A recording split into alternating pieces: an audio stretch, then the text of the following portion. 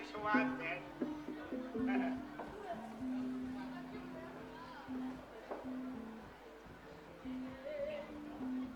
Den, Raden toh saya kula iki suwanten.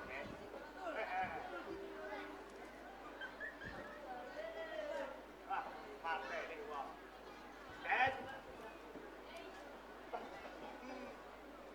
mikir apa? Den. Den.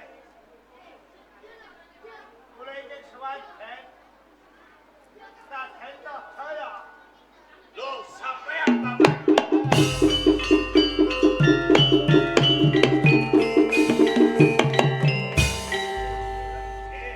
Kula iki suwanten.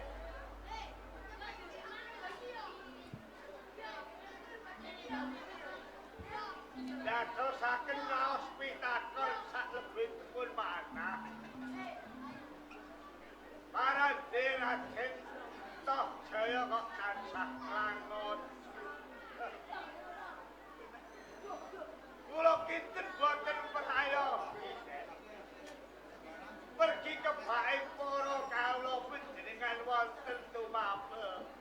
Ingkang sami nyengkuyung kalih sampeyan dalem.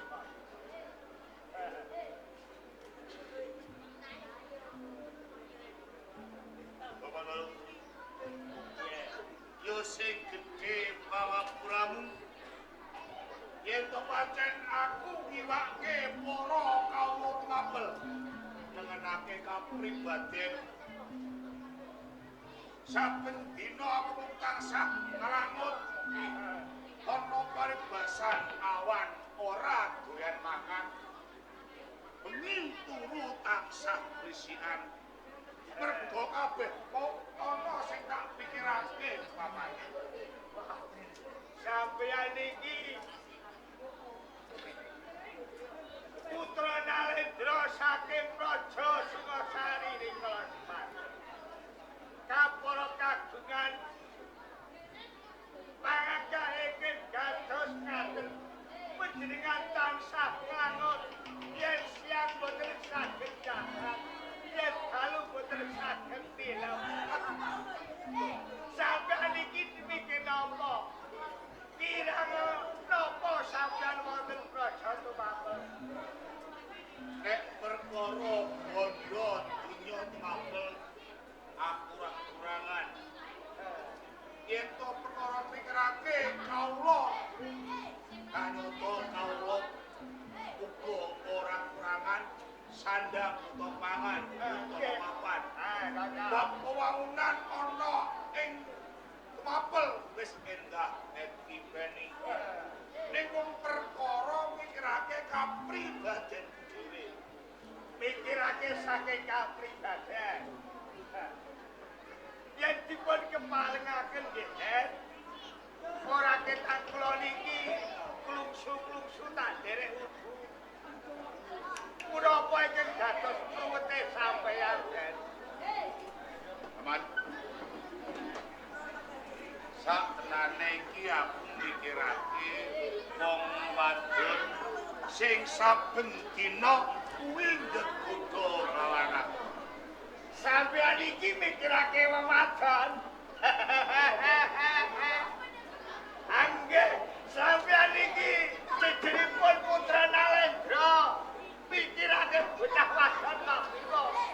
Sampeyan iki kebaik bondo donya. Pilih selawat sawijining wanita mesti bakal keturunan. Apa bener sing kok aturake? Nggih. Ning bocah wadon sing tansah nggodha atiku sing saben dina tak pikirake bocah wadon iki wis duweni bojo. Sampun kagungan bojo. Kok niku kok bojo. Monggo panjenengan menika sembah. Nek pancen iki bojone andal sampean disuwun nggih diparingaken ngoten. Kaya ngono. Nggih, apa meneh kok bojo. Nyawane niku lho badhe dipun aklongaken. Niku sumpahipun para kawula Praja Tumapel. Ning bocah wadon kuwi dudu kawula ana ing tumapel. Dede kawula. Banjur sinten, Den? Pamana kawula ana. Wong wadon sing tak tresnani ora ana liya ya mung kanggo anggreni Paman Udru. Kanggo anggreni.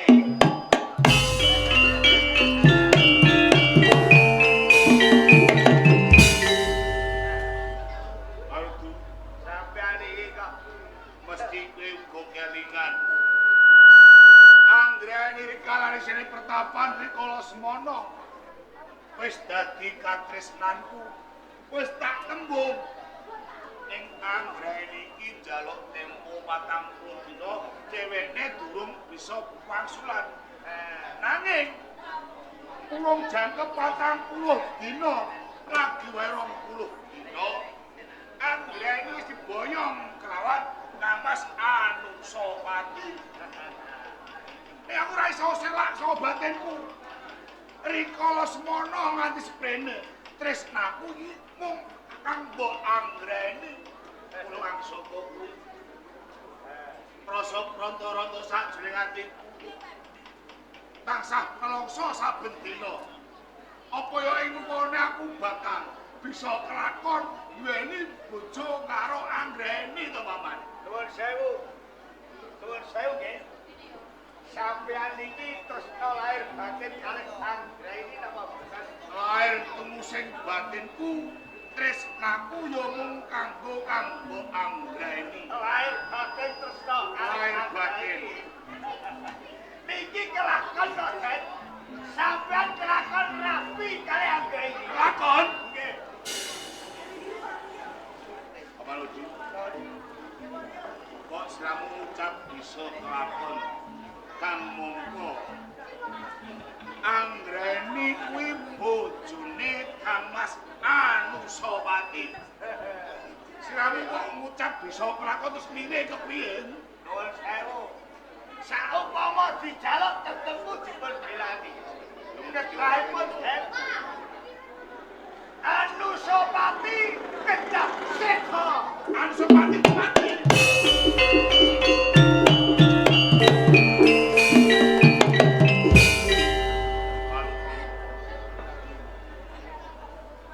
Aku bisa kelakon duweni bojo anggreni kalamun Kamas Anusapati kudu mati. Mestine kados ngaten. Mesti ngerteni dhewe.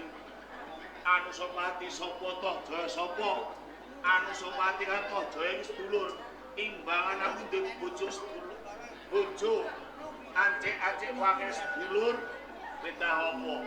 Tinimbang sedulurku mati, luwih becik kowe sing mati.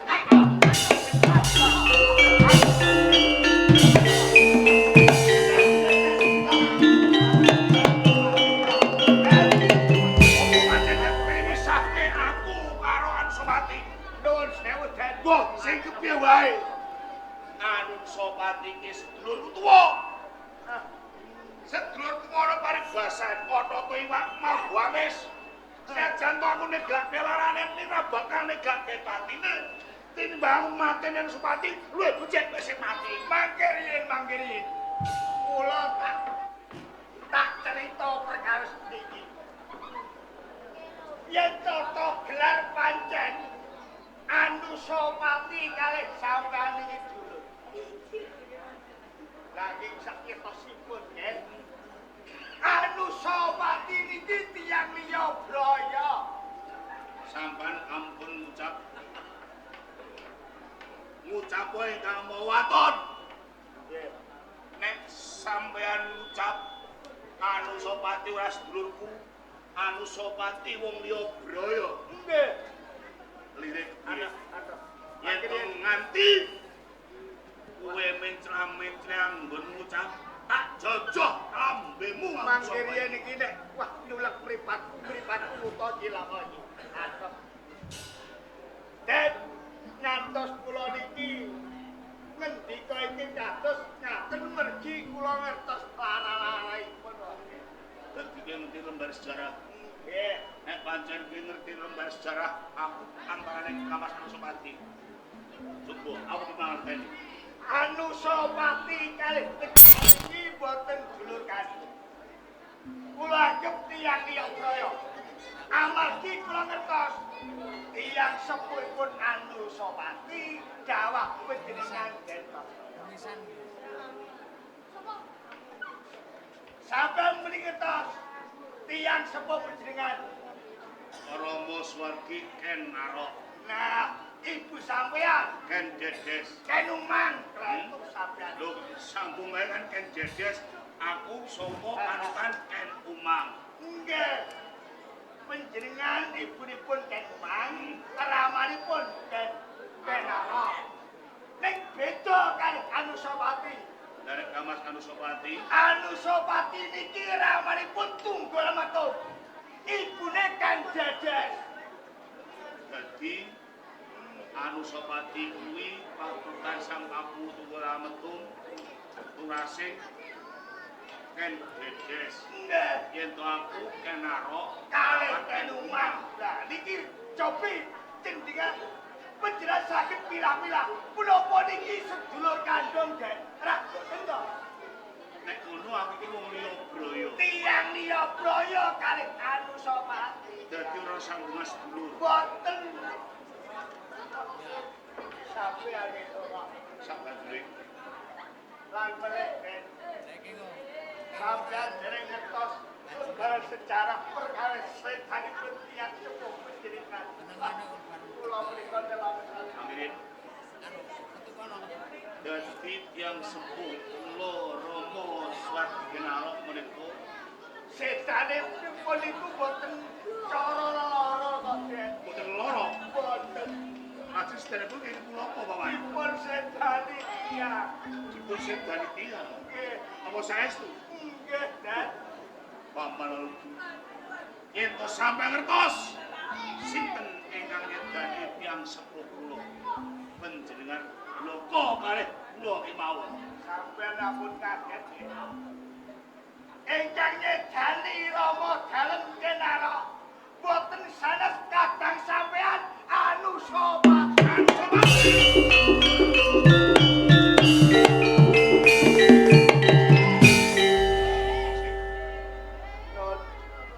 Kok nganti tega lamun kala Anusapati Merjayapati kelawan Rama Genarok dur luputi Rama Genarok ing ngopo? Pangapunten. Kanjeng Rama Pedha menika luput mergi wani nyedani Tunggul Ametung. Rikala semanten dados aku wonten tumanten.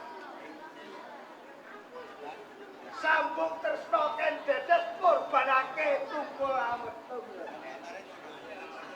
Lajeng mergala katonipun Anusapati.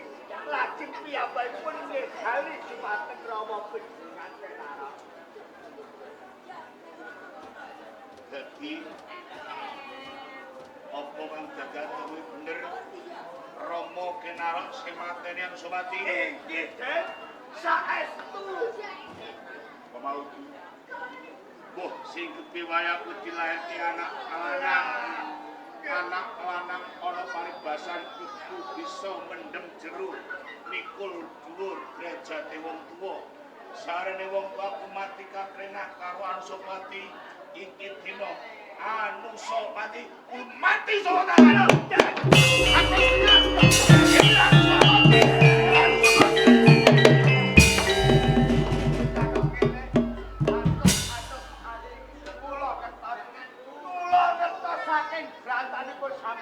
Nek sampean sabelo karo Anusapati lakon dulu sampean pedhot sirah sampean pisah karo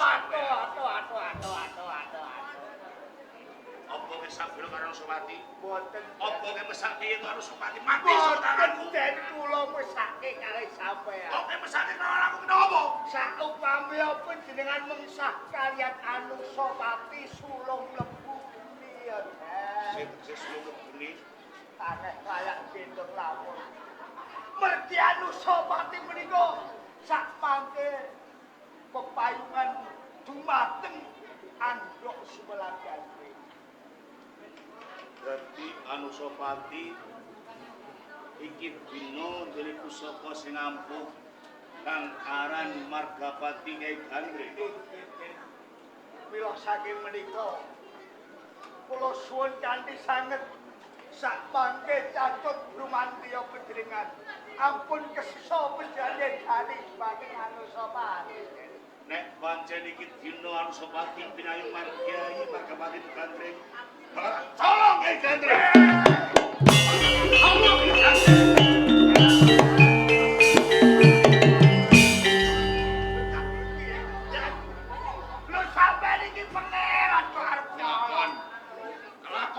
Sampeyan wong cukil. Ada. Sampeyan iki bloko sutone, sampeyan iki sabila karo Anusapati. Boten. Kayata Anusapati arep kapatene mbok palangi. Nuwun sewu, sampeyan iki putra Nalendra kok kepengin dadi maling niki.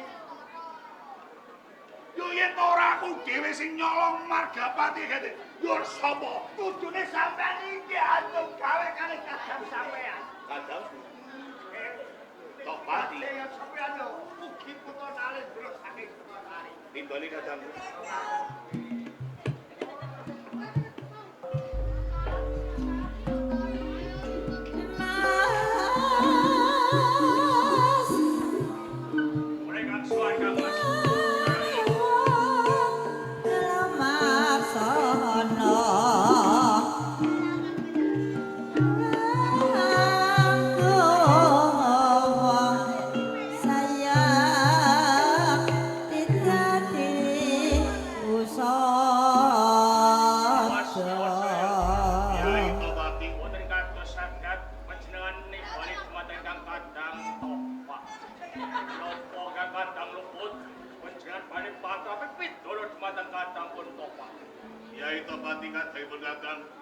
Sira aja keladuk ati kejuan ing panampa. Nanti sira tinimbalan kan pun kakang ora teges. Sira mungkin duwe kaluputan jur pun kakang bakal aweh pidana kawan kowe ora. Ning ana wigati sing bakal tak andhake ngawas rahmu ae. Monggo panjenengan kersa walaka dhateng kula Mas. Ya itu pati kawruana. Bapatine Rama Kinara sadrane kala semono kuwi ora mati sarana uga ora kesangke kan Gusti kang karo jagat malah kapara ana pauman kang wani ngrenah. Pun krenah kene pawongan lajeng sinten Mas? Ora ana liya mung kadangmu dhewe kok kadangku Mas Anusapati. Mas Prabu Anusapati. Pancen. Lah iki dina Mas Anusapati kuwi pinayungan pusaka Margapati Kyai Gandring. Kowe bisa dituwuh kelawan Rama Kinara kanthi sarana yen to sira bisa nyolong anane Margapati Kyai Gandring. Mula saka kuwi ai gelo atiku yen to aku bisa mateni kelawan Rama Kinara Swargi mateni lawan Anusapati. Mula kang saka kuwi sira tau terus kang supaya tumuju ana ing pelangkan colongan Margapati Kyai Gandring ana ing Sukasari. Awas to jaya terang dawuh panjenengan badhe kula isoaken. Panjenengan pun ngantos kula boten badhe tumurip badhe wonten ing tumampel kamu kering rek kemanganipun tumpuk ati. Bagus itu kaya ngono. Pangestu kalih awas. Bagus itu kaya ngene. Aku sudah punya.